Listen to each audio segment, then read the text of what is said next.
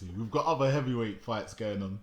Obviously, we've got Tyson Fury and Mr. Wilder. I recently watched the interview with Tyson Fury's new trainer, and he was talking about going for Sugar Hill, and he was talking about going for the KO. Would you advise that? No, because then he makes a 50-50 fight, and I think if he boxes, much more of a 70-30 fight. You know, maybe a 60-40 fight. If he goes to a shootout, actually, if he tries to go for the KO, he makes it 60-40 fight, Deontay Wilder, you know what I mean, or a 70-30 fight, Deontay Wilder. If he boxes the other way around, you know.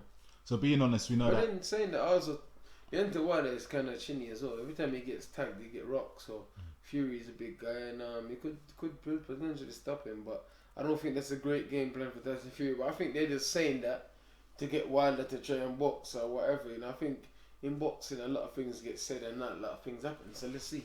Do you think Wilder will try and outbox Tyson Fury maybe to prove a point? Wilder is a note.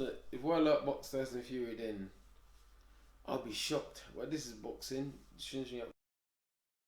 Every now and then, Dylan Whyte releases some videos on his YouTube channel. I would say about maybe once a month or so. It's called Dylan Whyte. I don't know who the guy is that interviews him. His YouTube channel was just released about a couple hours ago, give or take. And let's see, when was the last time he did a video? But basically, you know, he's giving his thoughts from his home on Wilder versus Fury 2. Today, about a month. A video, you know, about a month or so. Unless it's a fight, then he starts putting out content. You know, he has content coming out every day.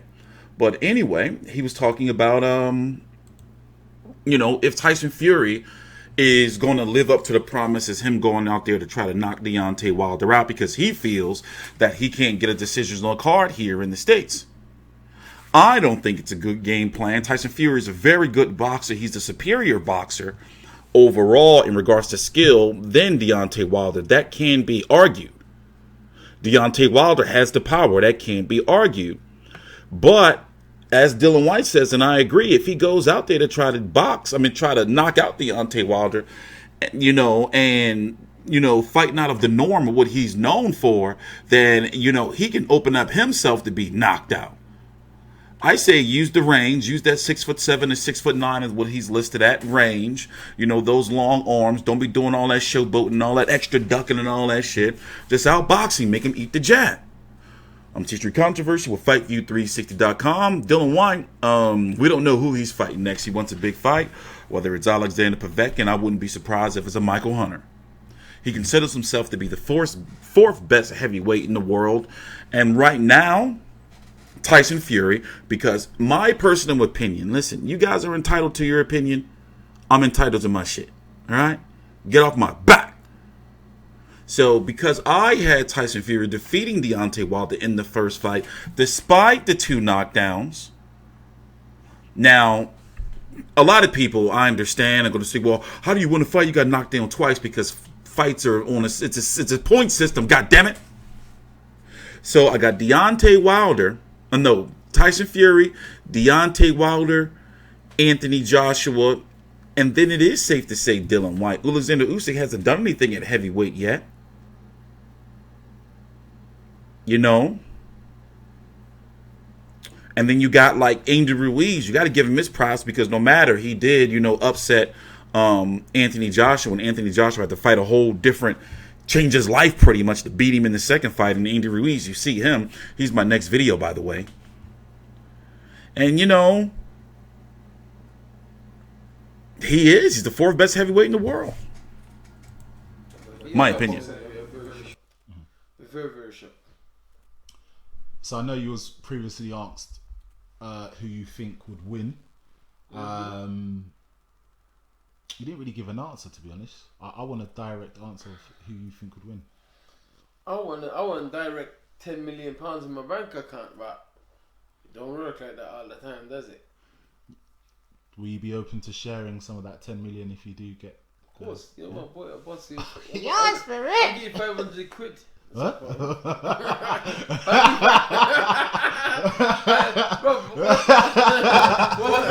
I forgot to put the timestamp here. We'll be right back. A little bit of a jump cut. Fury does win. Do you think you'll put up a resistance to fight yourself?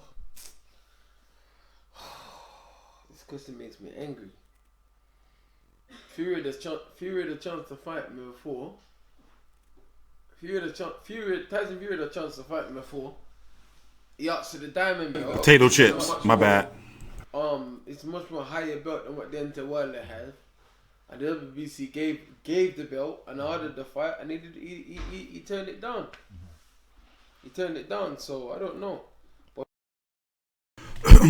depending, the WBC Diamond Championship, what he's saying is that he was asked that if Tyson Fury were to win, would he fight him? And he's saying, well, Tyson Fury had a chance to fight me for the WBC Diamond belt that's higher than the belt that Deontay Wilder has now. It's really not. It depends on, like, the WBC Diamond belt is confusing.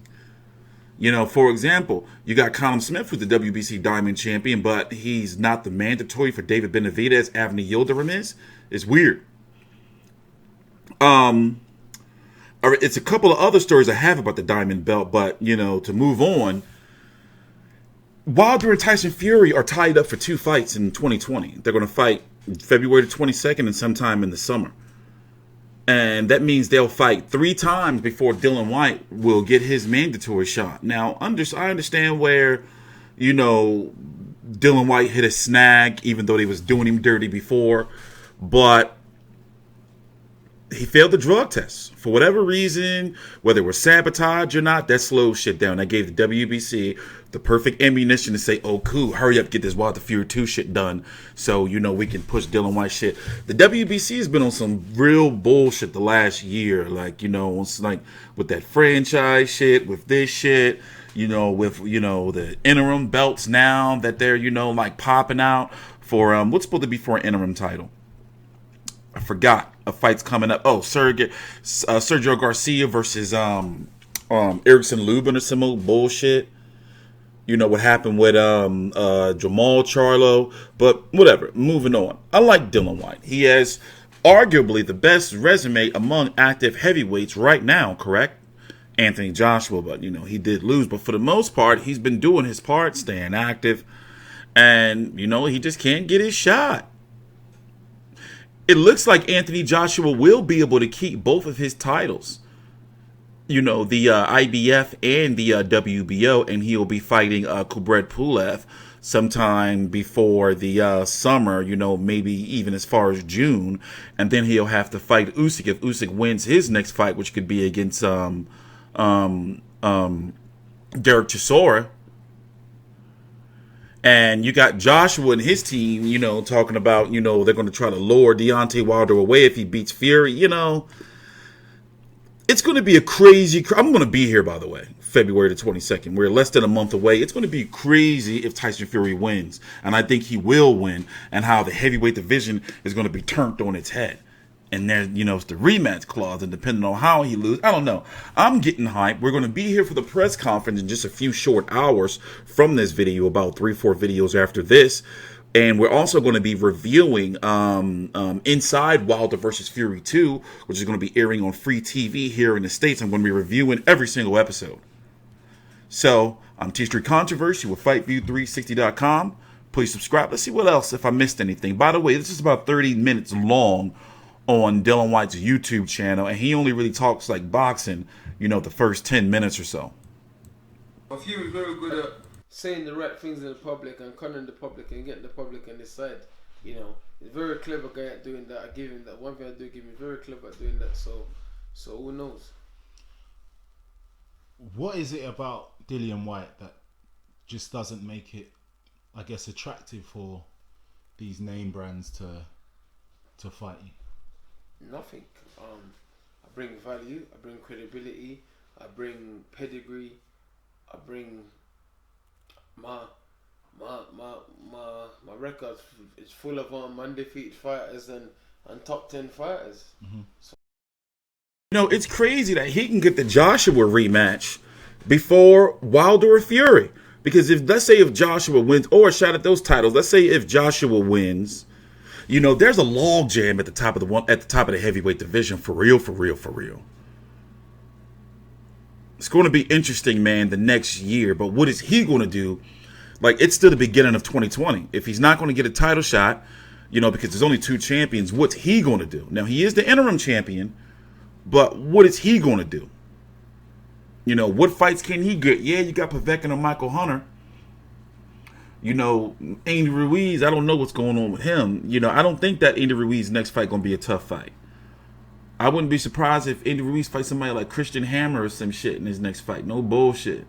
Fucking Chris Lovejoy, Tom Schwartz, Otto Wallin. I wouldn't be surprised. He looking like he got some soul searching to do with getting a new team and all that. But anyway, I'm TstreeT Controversy with FightView360.com. We cover every single major fight live. Please subscribe. So I don't know why. They just know that I'm the can man. If they want it, they can get it. And Clay, they don't want it.